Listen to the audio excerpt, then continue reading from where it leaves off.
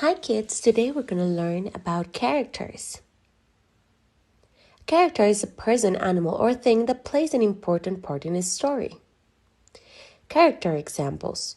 You must know Buzz and Woody. They are both characters in Toy Story. Mickey Mouse.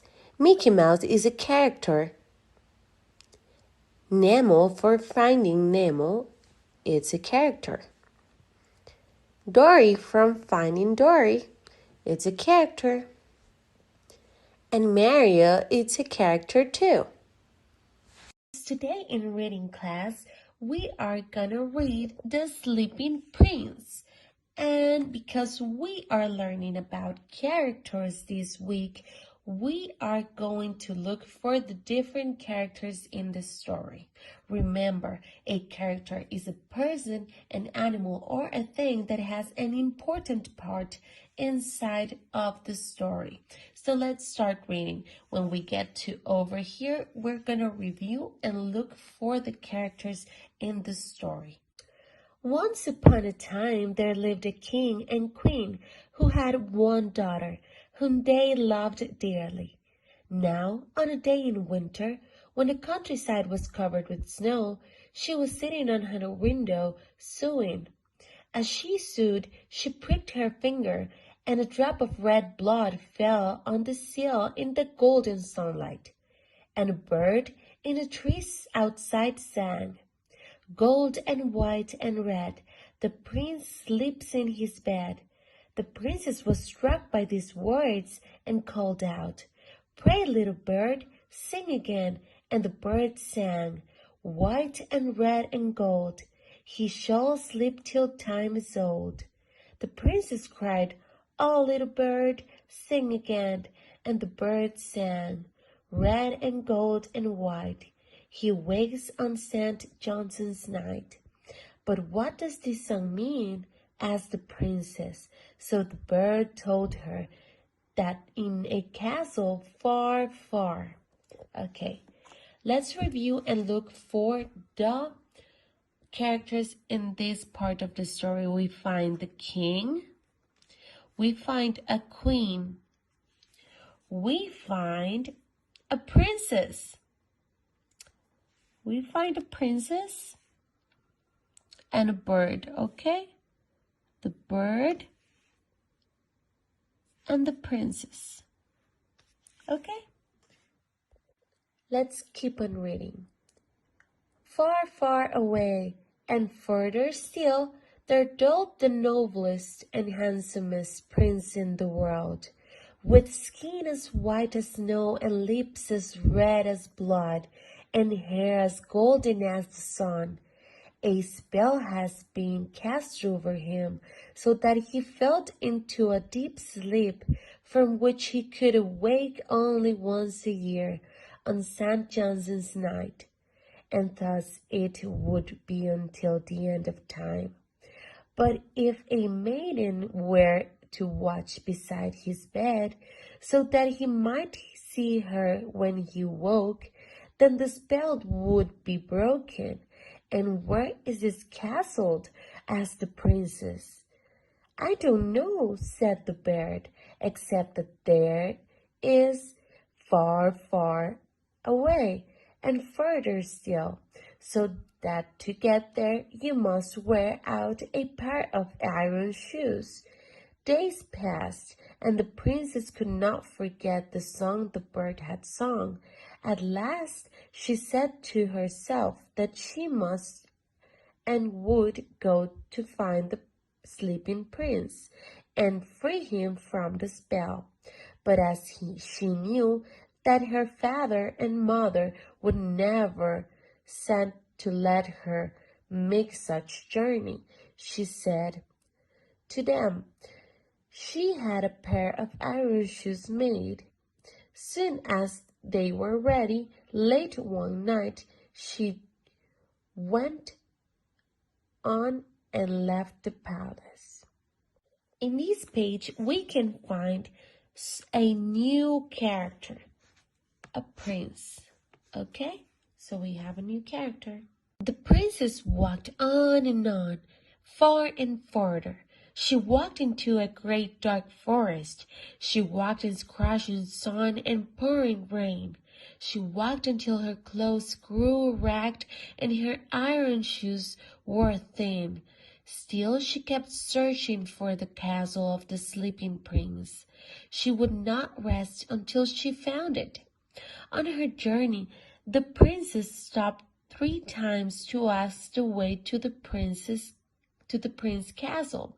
Each time she came to a cottage in the woods. Each time an old woman invited her in for supper.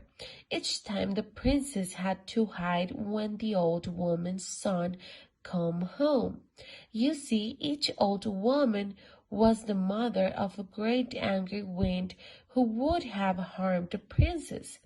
Surely one of these winds blowing over the earth would tell his mother the way to the castle. Surely the princess could overhear the wind's words from her hiding place. Yet the first old woman's son, the east wind, did not know the way to the castle of the sleeping prince. The west wind said the same. Only the last one, the north wind, knew the path to the prince should follow.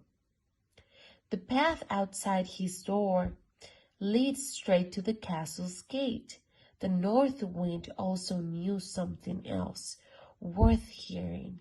2 sleeping lions guarded the gate to the castle and ate anyone who tried to pass through. There was only one way to enter the castle, the north wind said. You must pick 2 white roses growing by the north wind's door. If you threw these roses at the lions, they would lie down and let you pass. On this page, we can see that we have a first old woman. We have lions, 2 lions. Okay, and we have the son of the woman. Okay, the woman's son. As soon as it was light the next morning, the princess set out, taking with her 2 white roses from the bush by the north wind's door. She walked on and on, far, far, and further still. The sun scorched her, and the rain wetted her, and the snow chilled her. At last she looked down and saw that her iron shoes were worn quite through. She walked up and saw before her the towers of the castle. Soon she came to the gate and saw 2 great lions guarding it. When they caught sight of the princess, they began to growl and paw the ground to show her teeth, so that she wanted to run away. Yet all the time she went on. Just as the lions began to spring at her, she threw the white roses at them, and at once they became lame and began to purr and rub themselves against her like kittens. The gates opened for the princess, and she walked barefoot into the castle. Inside she found many rooms, all of them furnished as magnificently as any prince would desire. But what was most strange was that everyone and everything in the castle was asleep, and try as she might, the princess could not wake them. The servants were asleep in the hall, the cook and the maids in the kitchen, the gardener in the garden, the groom and the horses in the stable, the cows in the barn, the chickens and ducks in the poultry yard, and even the flies on the wall. The princess searched through all of the rooms of the castle, and at last she came to a bedchamber, hung with curtains of silver, and on the bed asleep lay the handsomest prince in the world. His skin was white as snow, his lips were red as blood, and his hair golden as the sun. The princess could not wake him, so she sat down beside his bed. Just as evening fell, a table covered with the most delicious supper appeared before her, and when she had eaten, it vanished. All night long she watched the prince sleep. At dawn, the table appeared again and vanished when she had eaten just as before. The days passed, and the weeks, and the months. Still the princess sat every night by the side of his sleeping prince, waiting for him to wake.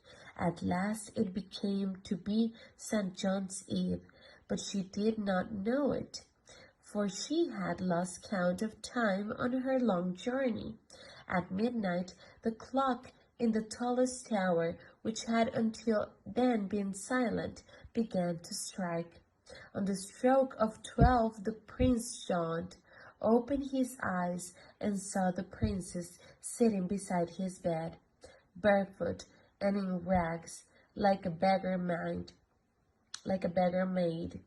At last, the spell has been broken, he cried.